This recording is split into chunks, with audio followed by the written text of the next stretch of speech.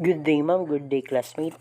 We are the group 4 to present to you about the module 4, the hierarchical structure of drug trafficking syndicate and the Salient provision of RA 9165. So first, I am Denmark M. Morabi to present to you about the hierarchy of drug trafficking syndicates. So first, the source. Source, a place, person, or a group of persons, foreign, from which dangerous drugs or CPEX, the controlled precursor and essential chemicals, comes or can be obtained. Example of this is from Fujian province, China. There a person is a Chen. Group of person is a drug trafficking syndicate. So meaning, ito yung mga tao o grupo ng o isang tao na sa kanila nagmumula ang isang item like these dangerous drugs. Next is the importer. Importer or a person or a group of persons, foreign or local, who orders dangerous drugs or controlled precursor and essential chemicals from the source. Facilities that transport or shipping from the country of origin to its destination. Importation can be done in the following modes: air cargo or air freight, custom shipments through misdeclaration as commodities, etc. Ship-size operation, mothership operations, and coastal offloading or transshipment on the high seas. So meaning, ito yung grupo ng tao o isang tao lamang ay nag-order ng isang item or dangerous drugs mula doon sa pinagkukulan or the source ng pinagbabawal na gamot like these dangerous drugs. Ito ay maaring i-transport through air cargo or air freight sa eroplano or sa mga high seas, o sa sea. Pwede yun through shipment sa mga barko. Next is the manufacturer or producer, a person or a group of persons, foreign or local, who is or are responsible in the production, preparation, compounding, or processing of any dangerous drug and or controlled precursor and essential chemical, either directly or indirectly or by extraction from substances of natural origin, or independently by means of chemical synthesis or by a combination of extraction and chemical synthesis. So, from the word manufacture, ito yung isang grupo o isang tao, whether foreign or dito lang sa ating bansa, na ito yung responsibilidad nila para sa pag-produce, paghahanda, or doon sa kanila proseso yung mga ipinagbabawal na gamot para ibenta naman sa mga wholesaler or i-distribute sa mga ibang tao. Next is the distributor, a person or a group of persons, whether foreign or local, that purchases dangerous drugs from the manufacturer or producer, warehouses them, and sells them to the wholesalers. So, meaning, ito yung tao or yung grupo ng tao na nagdi-distribute from the source to the manufacturer, na yung purchaser o ito yung mga grupo ng tao nag-purchase ng mga ipinagbabawal na gamot or dangerous drug doon sa manufacturer, and then ito yung naman itinatambak nila or ibinebenta sa mga wholesaler para naman ibenta yung wholesaler naman ibebenta naman doon sa mga pusher or nag-user. Next is the wholesaler. This will be tackled by Jan Navarrosa. Good day, ma'am, and to my classmates. I'm Jan Romeo B. Navarrosa. I'm here to discuss with you about the wholesaler. Wholesaler is an intermediary person or group of person in the illegal drugs distribution channel that buys in bulk and sells to retailers rather than to customers. Distributors and wholesalers often conspire as partners.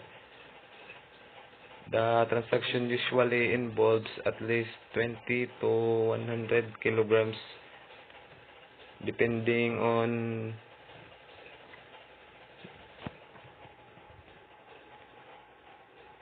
on the requirements of the shops.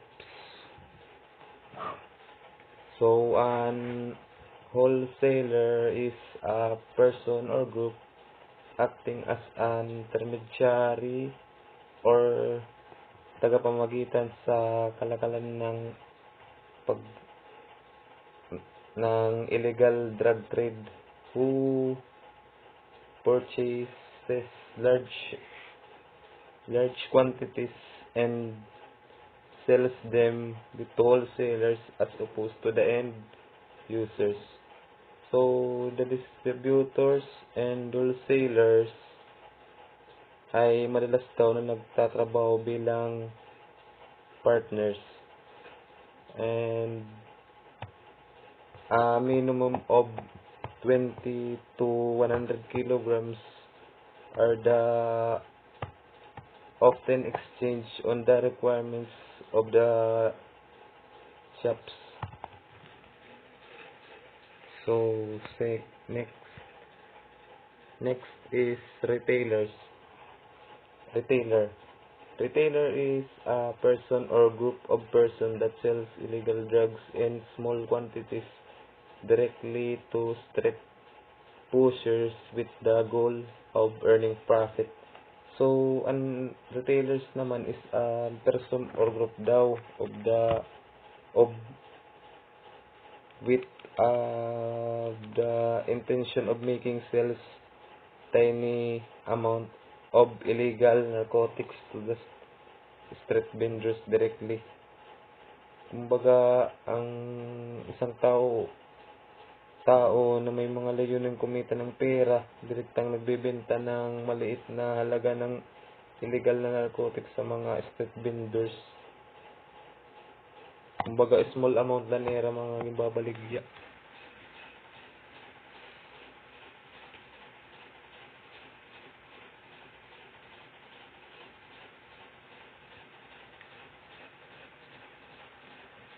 Third is street pushers. Street pushers, any person who sells, trades, administers, dispenses, delivers, or gives away to another on any terms whatsoever, who distributes, dispatches in transit or transport, acts as a broker in any of such transaction of small amount of dangerous drugs. That usually transaction involves 0.01 gram punto uno up to 5 grams isang bulto. So, ang street push naman is person who distributes, deploys in transit or transports, trade or administers, dispenses, delivers, or gives something away to someone else under any circumstance, and nagsasagawa ng anumang ganoong mga transaksyon na kinasasangkutan ng isang tiny o maliit na dami ng dangerous medicines as a broker. Typically, transactions range from 0.01 grams isang punto to 5 grams isang bulto. Baga isang bulto ng 5 grams. So, next is user pusher. Any person who injects intravenously or intramuscularly consumes, either by chewing, smoking, sniffing, eating, swallowing, drinking, or otherwise introduced into a psychological system.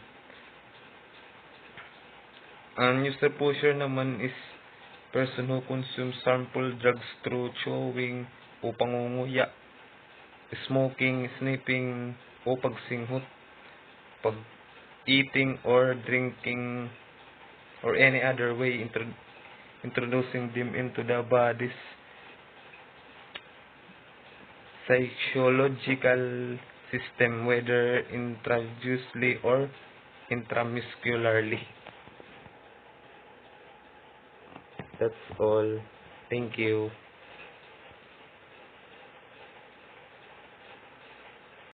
Hey, mom and classmates.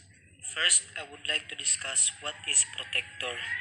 So, protector, any person who knowingly and willfully consents to the unlawful acts provided for in this act and use his or her influence, power, position in shielding, harboring, screening, or facilitating the escape of any person he or she knows or has reasonable grounds to believe or suspects has violated the provisions of RA 9165 in order to prevent the arrest, prosecution, and conviction of the violator.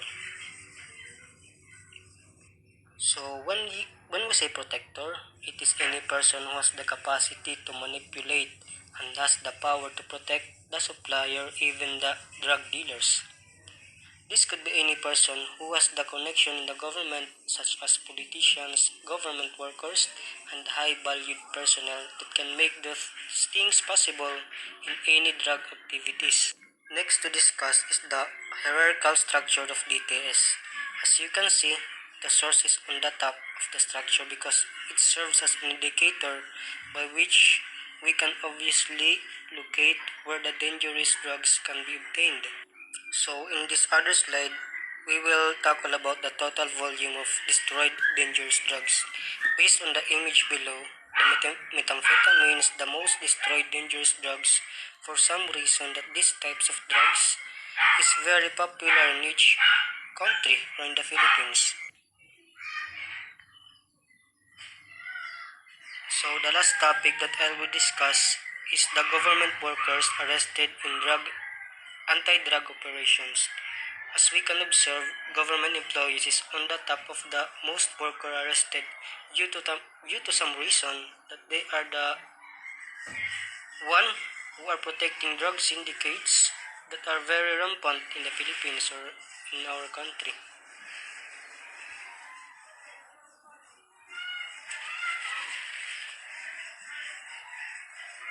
That's all of my report. Thank you and God bless. Morning, ma'am. I'm the next presenter. I'm Amiel Tiudtuhan. The assigned topics of me is about the silent provision of RA 9165 or the Republic Act number 6425, otherwise known as the Dangerous Drug Act of 1972 as amended of the Comprehensive Dangerous Drugs Act of 2002, and the authority to operate that the PNP shall have the following powers and functions in accordance with Section 25 or RA 6975 as amended by the RA 8551 or the Section 24 RA 6975 the to reform the PNP, and the PD also required for the to the PNP and assigned with the anti-illegal drugs unit, and also to allow authority to operate the PNP from conducting warrantless arrest, Rule 113, and search incident to lawful arrest under Section 13, Rule 126 of the Rule of Court, or the DOG allows to PNP set up of permanent narcotics investigation and monitoring center, or this Rule 113 is the search incident to unlawful arrest the PNP, the in flagrante delicto or caught in the act. The next is unlawful acts. Section 5, ang mga pinagbabawal, mga sale, trading, administration, dispensive, delivery, distribution, and transportation of dangerous drugs act. and or control precursor and essential chemical amton mga pinagbabawal and or any dangerous drugs or any control prescription precursor and essential chemical and or broken middle ang bisan ang drugs mga basta mga illegal drugs bawal yun dito niya. And there's a example like selling and delivery, transportation,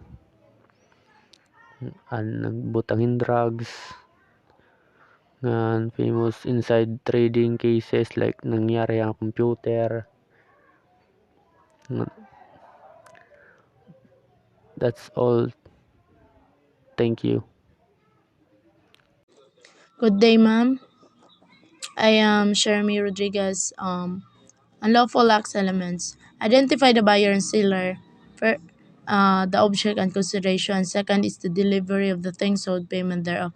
So, these elements, nagpapakita siya in investigation, kailangan natin ma-identify the buyer and seller para malaman natin kung saan ba ito nagmula or sino bang mga sangkot nito. O sino bang mga sangkot ito na nagbebenta ng droga para mas mapadali ang pag-iimbestiga. Second ni testimonial evidence. Testimonial evidence, it is the evidence in the court of law that can be supported by the physical evidence but is provided by the credible witness under the oath. So, testimony of the bypass team, interrupt team. So, bago natin imbestigahan ng kaso, kailangan natin malaman kung sino mga team na dapat umimbestiga sa kaso. First is the poster buyer.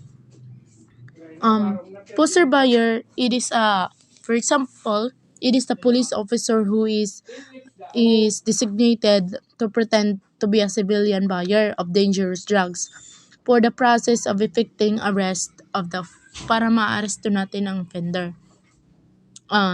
Also, police investigator. So, it is the police investigate the crime and they provide law enforcement with the evidence that could lead to arrest, and they are gather information on what happened. Forensic chemist. They identify the characterize the evidence as a part of larger process of solving the crime, and also the forensic chemists conduct investigate work. They also handle evidence collected from the crime scene. They also analyze controlled substance of taking the crime scene. Section 6, the maintenance of drive result. This is the penalty of a life imprisonment of the death na magbabayad siya ng 500,000 pesos to 10 million pesos shall be imposed upon a person or group of a person who shall maintain a drive result where any dangerous drugs is used or sold in any form. So this is the following of maintaining a drive result. Any dangerous drug is used or sold in any form. Second is any controlled procedure and essential chemical is used as solid any form. A qualifying circumstances. A minor was allowed to use the drugs in such place. Second, the dangerous drug can approximate cause in the death of person using the same such drive result. Third is the owned by the third person, confiscate, extracted in a favor of the government. Organizer, manager, financer. So, Section 11. Section 11 is the possession of dangerous drugs. So, it is any person found possessing any dangerous drugs during a party or at or gathering social meeting or in a proximate company, at least two persons shall suffer the maximum penalties provided for the Section 11 and for this act regardless of the quantity and purity of dangerous drug. So this the following a possession of any dangerous drug. 10 grams or more opium, morphine, heroin, cocaine, or cocaine hydrochloride, and marijuana resin, or marijuana resin oil. 50 grams or more methamphetamine, hydrochloride shabu.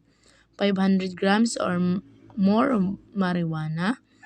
10 grams or more or other dangerous drugs, ecstasy, um, parametho, parametoxymethamphetamine, PMA, trimetoxymethamphetamine, lysergic acid, ditela, diethylamine, LCD, gamma hydroxymethamphetamine, GHB. Without having a therapeutic value, the quantity possessed is far beyond therapeutic requirements. In flagrante delicto cases are acts committed in violation of RA 9165 subject for warrantless arrest, search and seizure, and classified as an unplanned operation with the exception of cases enumerated under planned operation. Other in flagrante delicto cases in violation of RA 9165 are following. First, search made incidental to a valid arrest. Second, search of moving vehicles, vessels, and aircrafts. Third, seizure of dangerous drugs, which are concealed in smuggled items. Fourth, when there is a consented search. Fifth, seizure of evidence in plain view. These are evidence which can be seen in plain view without the need of search in police checkpoints, routine police patrol, and inspections. The last one, other police operations analogous to the foregoing. Section 12, possession of equipment, instrument, apparatus, and other paraphernalia for dangerous drugs. Possession or have under his or her control. Any equipment, instrument, apparatus, and other paraphernalia fit or intended for smoking, consuming, administering, injecting, ingesting, or introducing any dangerous drug into the body. The possession of such is a prima facie evidence that the possessor has smoked, consumed, administered to himself or herself, ingested, or used a dangerous drug and shall be presumed to have violated Section 15 of RA 9165. Section 15, the use of dangerous drugs. A person apprehended or arrested found to be positive for use of any dangerous drug after a confirmatory test. That this section shall not be applicable where the person tested is also found to have in his or her possession such quantity of any dangerous drug provided for under Section 11. Section 16. Cultivation or culture of plants classified as dangerous drugs or are sources thereof. Plant, cultivate, or culture. Good day, ma'am. Good day, everyone. I am Romnick F. Siusa. I am here to discuss about marijuana. So, marijuana, or also known as cannabis, is a historic, multidimensional, and sometimes a controversial plant. So, marijuana has good effects and bad effects. The good effect of marijuana is useful when it comes to medication. One of these is fighting for cancers and for pain control. While the bad effects of marijuana can affect your memory and cognitive functions and cause harmful cardiovascular effects such as high blood pressure. So there are two types of marijuana. First one was the indica. Indica strains are believed to be physically sedating, perfect for relaxing with a movie or as a nightcap before bed. The second one is the sativas, tends to provide more invigorating, uplifting cerebral effects that pair well with physical activity, social gathering, and creative projects. So, indica, it can cause you a sleep well or yung mahabang pagtulog. Antukin ka pag ikaw ay naka ng indica na types of marijuana. While sativas can make your body and mind more actively and feeling productively. So, mas active ka dito.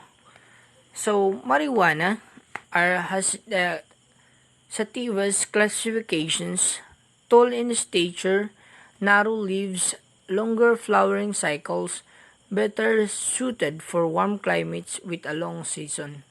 So, yung sativa is yung mataas yung kanyang struktura o yung kanyang puno. So, mayroon siyang narrow leaves or yung mga thin na dahon. So, longer flowering cycle o mas mahaba yung kanyang pamumulaklak, where it was better suited for warm climates. So, sa mainit na panahon, dun siya mas nagiging yung kanyang pagtubo maganda. So, the other one is the indica. Short in stature, ito ay mas mababa. So, broad leaves, mas malalaki o mas makakapal yung kanyang mga dahon. Shorter flowering cycles, mas madali itong malanta, while is suitable for cooler climates with shorter season. So, mas dito naman yung malamig na panahon. So, moving forward to the handling, custody, and dispositions of drug evidence. During handling, custody, and disposition of evidence, provisions of Section 21 Republic Act 9165 and its IRR as amended by RA 106040 shall be strictly observed. So, the first one is the photographs of evidence must be taken immediately upon discovery of such without moving or altering its original positions. So, dapat dito, kukunan mo agad ng litrato yung mga nakitang ebidensya or kahit anong bagay pa dyan na pwedeng maging ebidensya na hindi mo pa ito ginagalaw sa kanyang original na posisyon. So, the seizing officer must mark the evidence with his initial indicating terrain, the date, time, and place where the evidence was found, recovered, or seized. So, kailangan lagyan mo ito ng marka kung anong petsa, anong oras, at lugar. So, the third one was suspected drug evidence seized or recovered may be subjected for field testing using a drug test kit. So, yung mga nakuhang ebidensya katulad ng drugs o pinagsususpensyahan na droga ito is kailangan itong ma-test agad o ma-examine kung droga ba ito bago ka makag-file ng case that this person or this suspect is a suspected drug courier or drug users.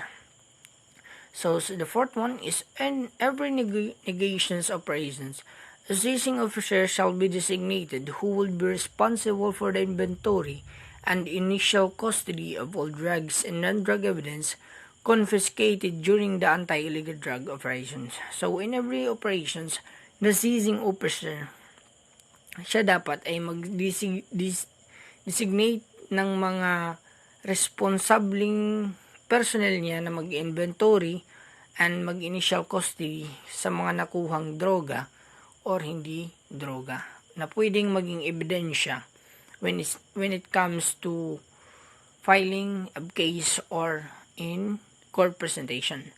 So, moving forward from the drug evidence, upon seizures or confiscations of the evidence, The operating unit seizing officer must conduct markings, taking of photographs, and inventory of the same at the place of operations in the presence of the following was the suspect or the persons from whom such items were confiscated or his concealed or his representative. So, dapat pag magmamarkings ka ng mga nakuhang product is dapat nandun pa yung suspect o yung persons na pinag sa suspension nyo. So, the second one, with an elected public official. So, this is important na dapat mayroong presence na public officials because it will serve as the witness that you conducted a by-bust operation.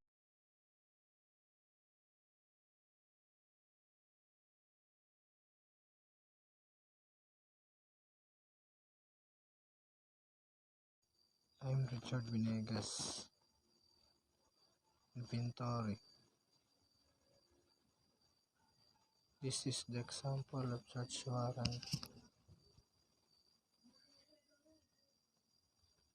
Place where the SW was served. This is the example of a bust. Place of operation, nearest police station or for office of the apprehending team. Chain of custody according to Supreme Court. First link, seizure of illegal drugs or CPES. CS.